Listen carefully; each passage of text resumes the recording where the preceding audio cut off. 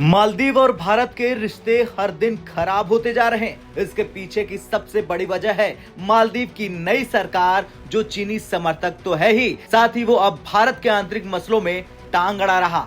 भारत के प्रधानमंत्री क्या कर रहे हैं उसको लेकर वो अनर्गल बयानबाजी कर रहा। लेकिन अब मालदीव के पूर्व राष्ट्रपति ने मुइज्जू सरकार की गर्दन पकड़ ली और उसके मंत्रियों को हद में रहने की हिदायत दे दी है। दरअसल ये खेल तब शुरू हुआ जब पीएम मोदी लक्षद्वीप की यात्रा पर गए, जिसके बाद मालदीव और भारत के बीच सोशल मीडिया पर जमकर तकरार शुरू हो गई। इसमें मालदीव के नेता और अफसर भी कूद गए, जिसके बाद पूर्व राष्ट्रपति नशीद ने उनको जमकर सुनाया। मालदीव के नेता की भाषा पर नशीद ने कड़ा ऐतराज जताते हुए तुरंत इस तरह की चीजों को रोकने के लिए कह दिया।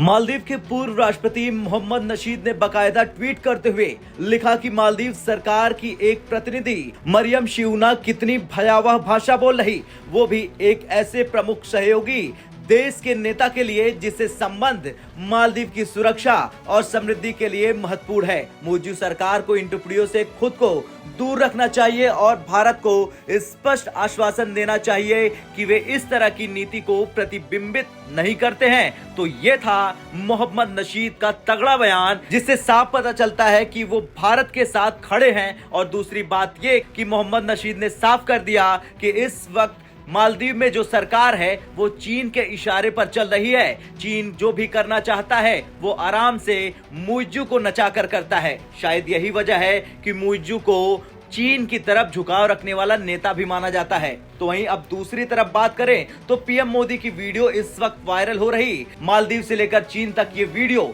जमकर वायरल हो रही। मालदीव की सत्तारूढ़ party progressive party of Maldives के नेता जाहिद रमीज की भी खिसियाहट पीएम मोदी की ट्वीट पर देखने लायक थी। उसने लिखा कि आइडिया बढ़िया है, हालांकि हमसे कंपटीशन करने का विचार भ्रामक है। ये लोग हमारे जैसी सर्विस कैसे दे सकते हैं, इतना साफ सफाई कैसे दे सकते हैं, होटल के कमरों की महक सबसे बेकार चीज होगी। हालांकि इसके बाद वही हुआ जो होना चाहिए था। भारत के लोगों ने जमकर सोशल मीडिया पर इन नेताओं की क्लास लगाई और मालदीव को उसकी असली औकात बताई। एक यूजर ने तो यहाँ तक लिख दिया कि आपको भारतीय पर्यटकों को धन्यवाद देना चाहिए, उनका पर्यटन उद्योग भारतीय पर्यटकों पर निर्भर है। आपका देश जीवित रहने के लिए भारतीय सहायता पर निर्भर है।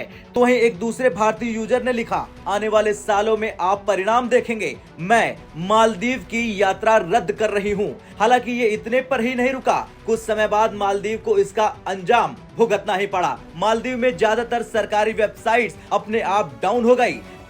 एक्सेस करने की कोशिश पर लोगों ने पाया कि मालदीव राष्ट्रपति, विदेश मंत्रालय और पर्यटन विभाग की वेबसाइटें काफी समय तक काम नहीं कर रही थी। ये ठीक तब हुआ जब मालदीव भारत और पीएम मोदी खिलाफ जहर उगलने में लगा था।